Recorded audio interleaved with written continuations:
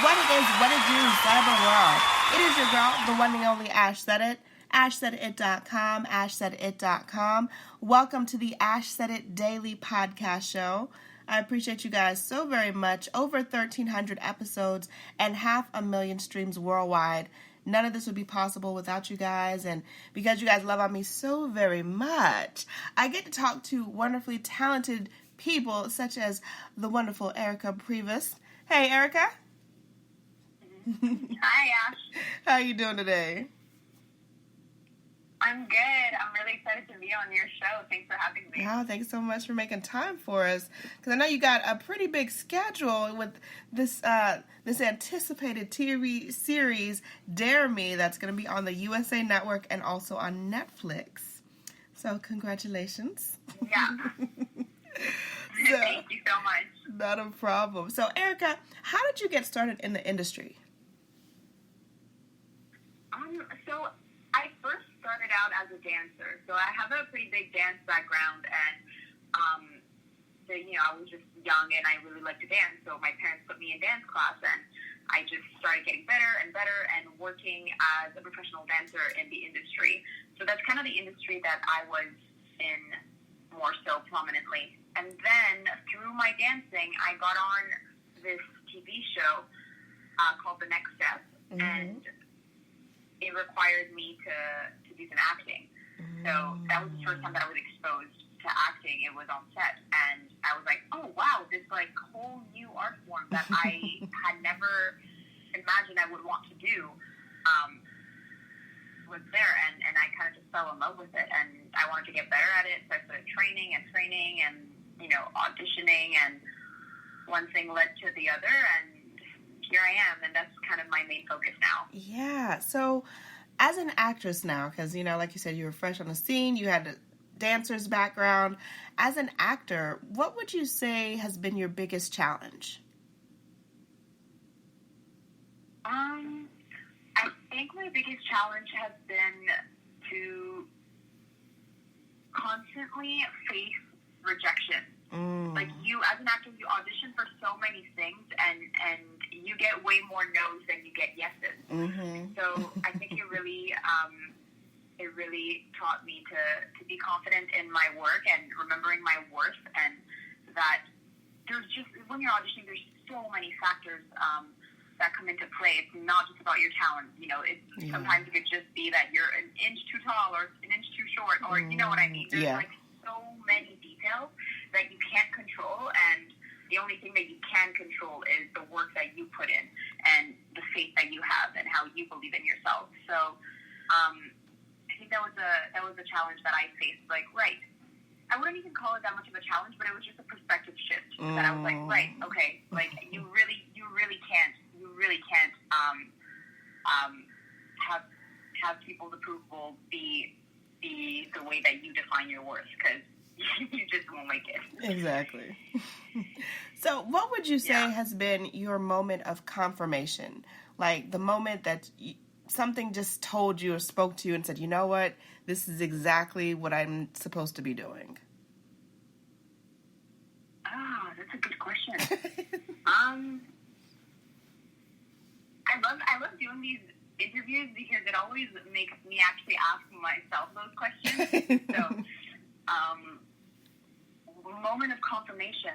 Well, I think at the end of shooting the first TV show that I was on, I knew that was what I wanted to do. Like, the amount of things that I've learned just made me open up my eyes to a whole new world. And I auditioned for this theater school called the National Theater School of Canada, which is the school that I'm attending right now, and I'm in my final year. Oh, wow.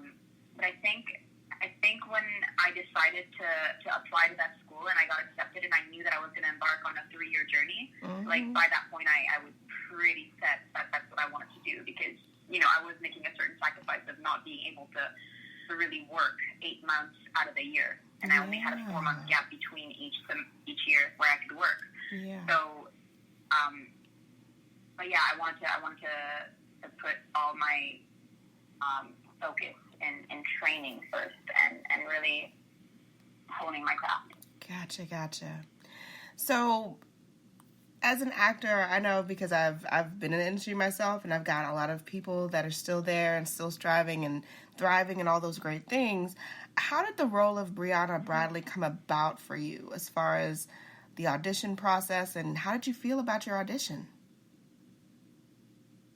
Yeah, so for Brianna, I initially auditioned through self-tape, and by that point, I wasn't auditioning for Brianna specifically yet. Like, I was auditioning for a role, and, the scripts were still in the process of being written. Right. So I auditioned with some material that they already had written, but it wasn't necessarily Brianna specifically yet. So I auditioned through a self-tape because I was in Montreal, and then I got a call back for it.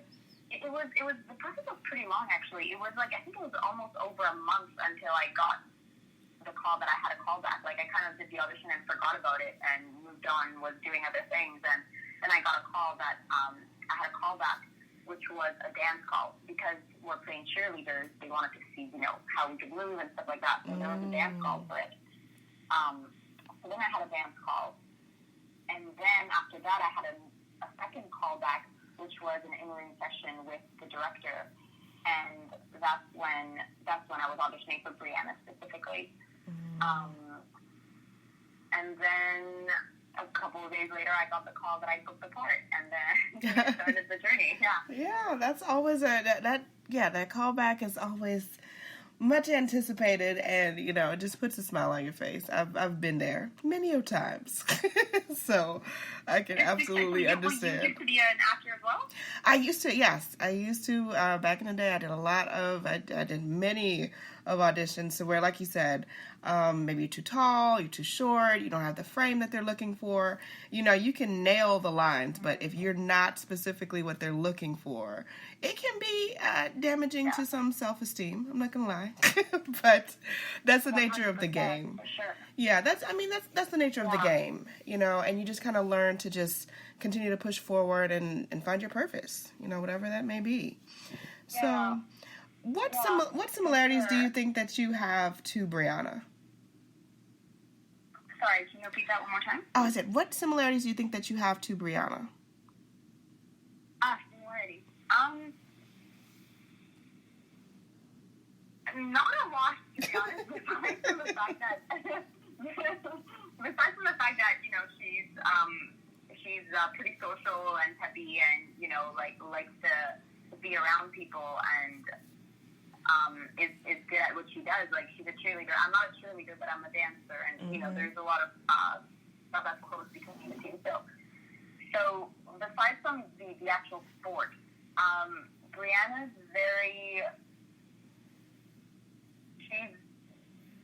I'm trying to find some ways. Okay, if I'm honest, I'm like the type of person that's like, okay, 10 p.m., I'm going to bed, I'm kind of a grandma.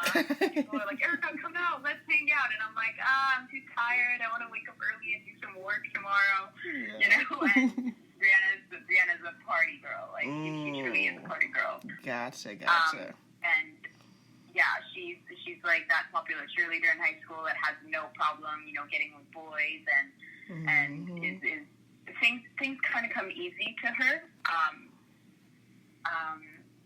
So yeah, but it was interesting to put myself in that position and explore that side of a person. So basically, what you're saying is Brianna is basically your Sasha Fierce. So it's like she's your alter ego. Yeah, totally. I love that. I can see that. She's totally your Sasha Fierce. That's what we're going to put that out there. Last but certainly not least, Erika, what advice can you offer to any up-and-coming actors that are looking at you? They're like, wow, Erika, started off in dance, and now she's doing acting stuff, and she's building her resume and her career and her reel. What advice could you offer today?